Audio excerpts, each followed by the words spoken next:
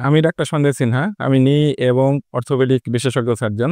একটি খুব কমন জিনিস যে আমাদের নবজীবন সবাই আমরা সিঁড়িতে উঠি এবং নামি। তো সিঁড়িতে উঠতে নামতে গিয়ে আপনার দেখলেন যে আপনার হাঁটুতে ব্যথা হচ্ছে।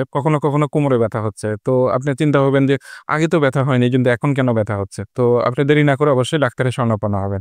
এখন সিঁড়ি দিয়ে উঠতে নামতে গিয়ে আপনার হাঁটুতে যখন ব্যথা হবে তখন অবশ্যই হাঁটুতে কোনো প্রবলেম তৈরি হয়েছে। কি প্রবলেম হতে পারে? সাধারণত কমন একটি প্রবলেম যেটি হয় সেটি হচ্ছে হাঁটুতে ক্ষয় হয়। তো সিঁড়িতে উঠতে এবং নামতে গিয়ে যখনই আপনি ব্যথা অনুভব করবেন, আপনার প্রাথমিকভাবে একটি ধারণা হবে যে আমার মনে হয় হাঁটু ক্ষয় হয়েছে।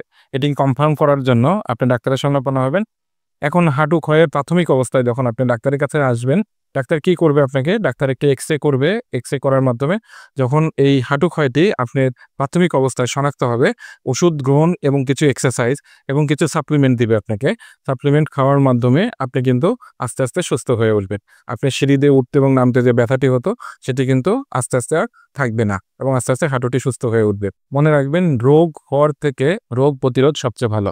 তো সবাই ভালো থাকবেন এবং সুস্থ থাকবেন।